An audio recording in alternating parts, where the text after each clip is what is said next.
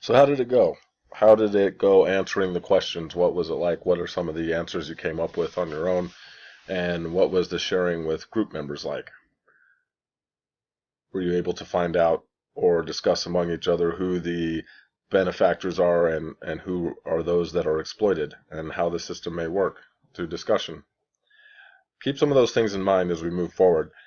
Next, we're going to review actually three definitions of social justice, three different definitions I've picked up from a few different sources. And then we're going to talk about some values of social justice, some sociological ideas. And we'll take another break and move on through the rest of this lesson at a later time.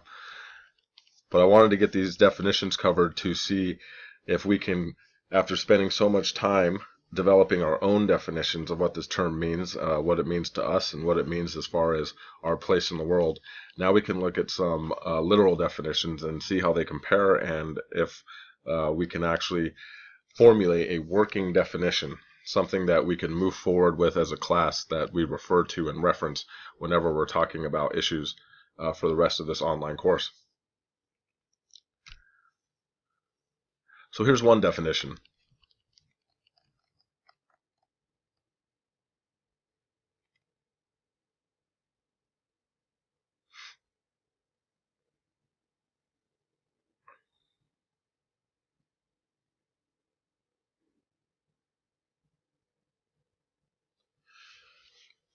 So it is important to note that social justice is not about communism. It's not about taking money from the rich and giving it to the poor. It's about creating equality in the system. Oftentimes, people from the right or conservatives will try to label social justice issues immediately as a form of communism, which obviously serves the purpose of red baiting as well as labeling negatively. Let's move on to the next definition. And this is provided by the Human Rights Resource Center.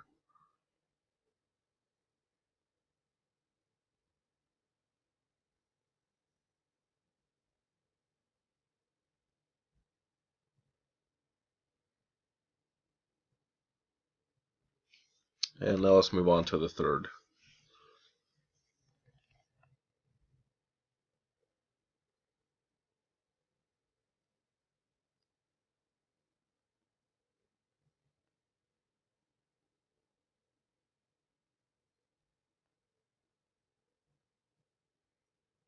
So what are parts of these three definitions that are the same?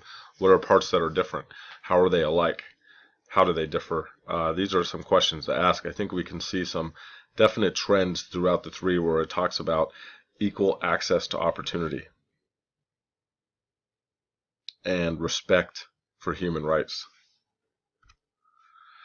So here are some values and attitudes that we're going to have to embody while we move through this course.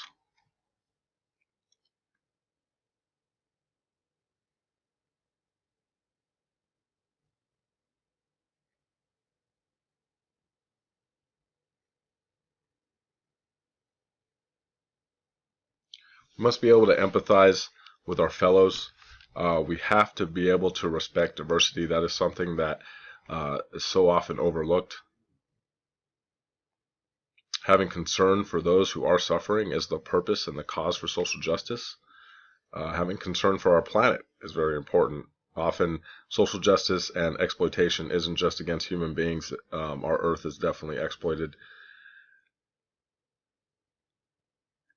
One of the most important factors right here is that we have to believe that we can make a difference. If we don't, then there's no point in learning about these things or doing these types of things. And lastly, being able to understand what the word interdependence means. It means, it does not mean independence. It does not mean dependent. It means depending on one another.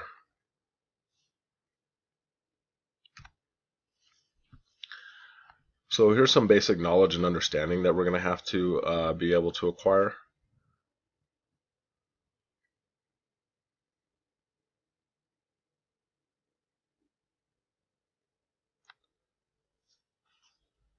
there is a little bit of carryover from the last list.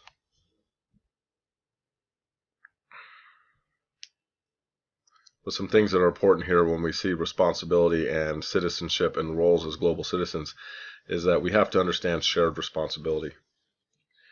And finally, we have our ideological and societal goals.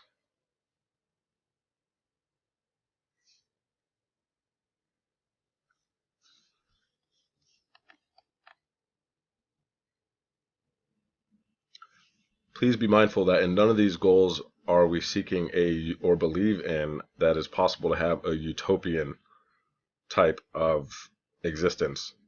Not everything is going to be perfect.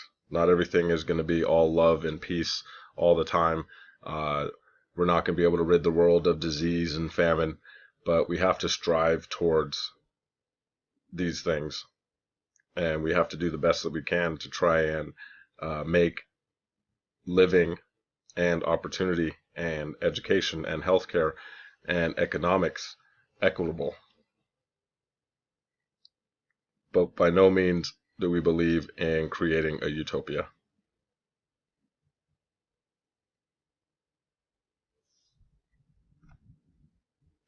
So we'll go ahead and stop there, and next we will talk about what social justice isn't.